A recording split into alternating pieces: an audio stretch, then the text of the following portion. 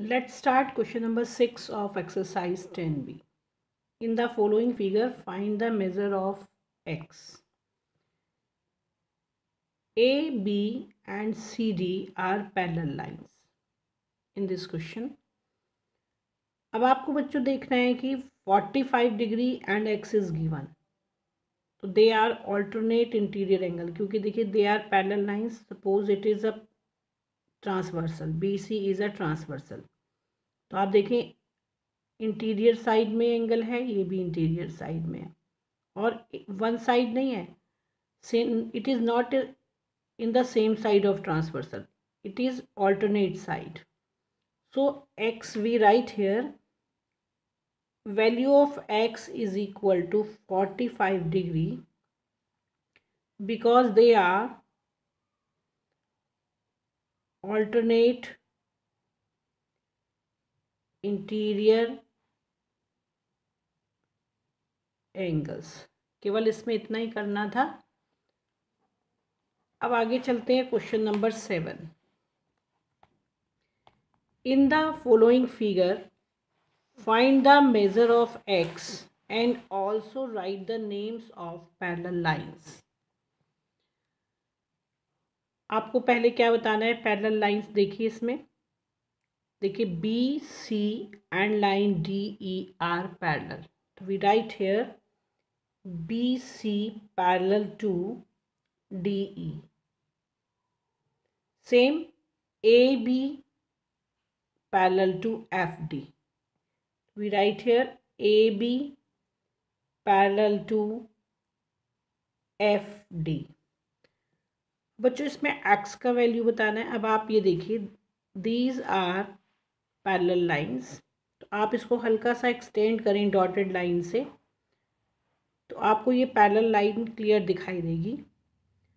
It is it's transversal, FD is it's transversal. ये जो दो लाइनें हैं, ये FD इसका क्या है? ट्रांसवर्सल है. अगर आप ये देखें तो ये क्या आ रहा है? Right bottom. क्या है ये? Right bottom. और ये वाला जो एंगल है, इसको आप क्या मान लेते हैं? 1. अगर आप इसको 1 लेते हैं तो ये भी क्या हो जाता है? Right bottom. तो they are corresponding angles. Corresponding angles are equal if lines are parallel. Corresponding angle equal होते हैं यदि ये पेयर ऑफ लाइंस जो है वो क्या होता है? Parallel. B C parallel to D E. तो आपका एंगल 1, आप लिखेंगे angle 1 is equal to 50 degree. क्या लिखेंगे? They are corresponding angle. Clear? Now अब आप ये देखें, एंगल 1 और एंगल x. अब आप पैरेलल लाइंस ये वाली लें फिर से, B C and D E. अब इसका ट्रांसवर्सल कौन सा है? FD. अब ये वाला किधर आता है आपका? देखिए ये आता है राइट टॉप और ये भी क्या आता है? Right top. राइट साइड में है और ये भी टॉप वाला एंगल है, ये भी टॉप वाला एंगल है.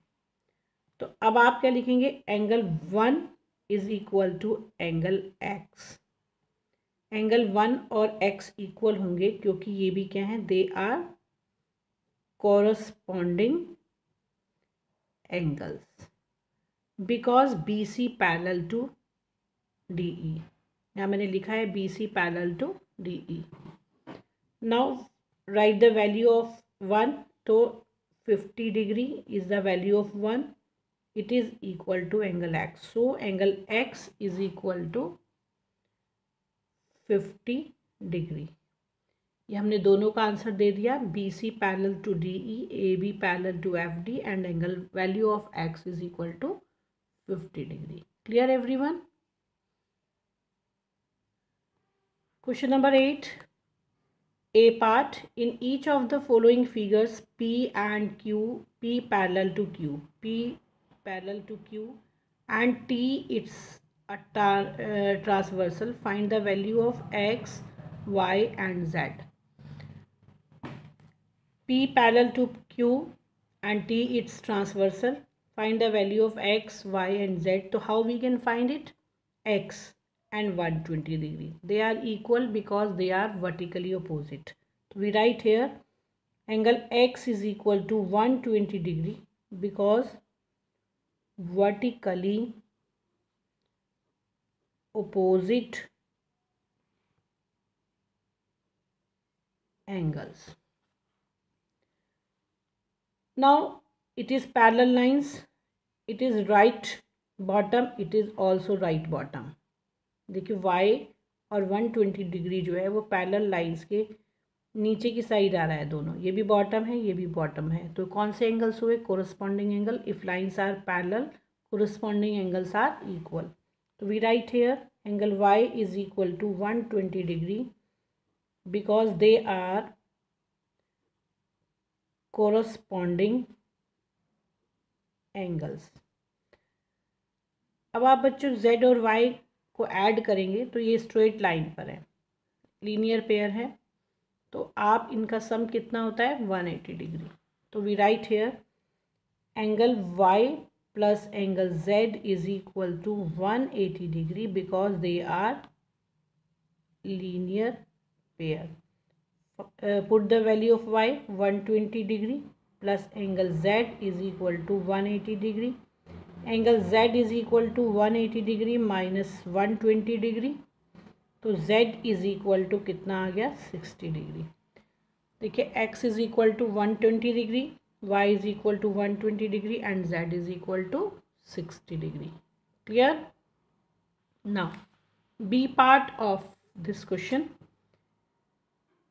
P and Q are parallel lines. T is transversal. Find the value of x, y and z. So how we can find it? First we find x. X is equal to 105 degree because it is vertically opposite. Angle x is equal to 105 degree. Vertically opposite angles. बच्चों ये जो reason होता है इसमें लिखना बहुत ज़रूरी होता है. अगर आप ये रीज़न नहीं लिखते हैं इसके साइड में ब्रैकेट में तो आपका क्वेश्चन जो है ये ठीक नहीं माना जाता है. ठीक है, अब आप y फाइंड करें. देखिए y एंड 105, देखो ये क्या है बच्चों, ऐसे चलेंगे ये z बन रहा है, इसका मतलब they are alternate interior angles. So y is equal to 105 degree because it is alternate interior angles. Same z किसके इक्वल होगा? y के.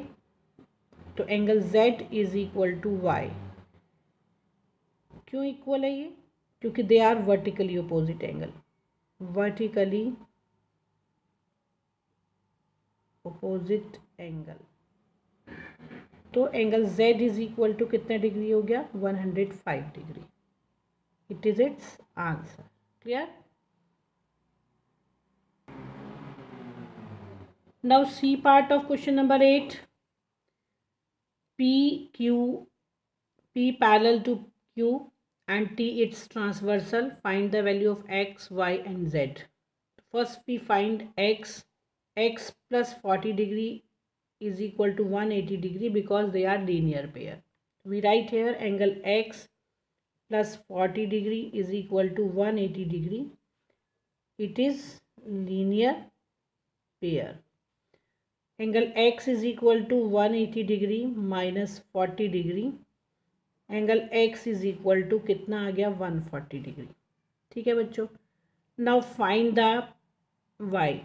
कैसे find? It is same side of the transversal. x plus y is also 180 degree because they are co interior angle and co interior angles, the sum of co interior angles are 180 degree. तो we write here angle x plus angle y is equal to 180 degree because they are co-interior angles. तो x का value लगाइए 140 degree plus angle y is equal to 180 degree. Now angle y is equal to 180 degree minus 140 degree. Angle y is equal to 40 degree. Find the z. y, z is equal to y because they are vertically opposite angles. Y is equal to z. So we write here angle z is equal to angle y because they are vertically opposite angles. तो z का value कितना आ गया बच्चों, y का, by putting the value of y 40 degree. तो x is equal to 140 degree, y is equal to 40 degree and z also 40 degree. Everyone do these questions in your notebook and all the students draw the figure with your question. अगर आप question में figure नहीं बनाते हैं या जहाँ पर मैंने एंगल 1 लिया है वो नहीं लिखते हैं तो वो आपका रॉन्ग माना जाएगा. तो इसीलिए सभी बच्चे प्रॉपर्ली डायग्राम ड्रॉ करें और जिसको भी मैंने एंगल 1 लिया है वीडियो में आप उसको 1 शो करें अपने पेन से, तभी आप उसको कर पाएंगे. ठीक है. Okay, now tomorrow we will continue this exercise.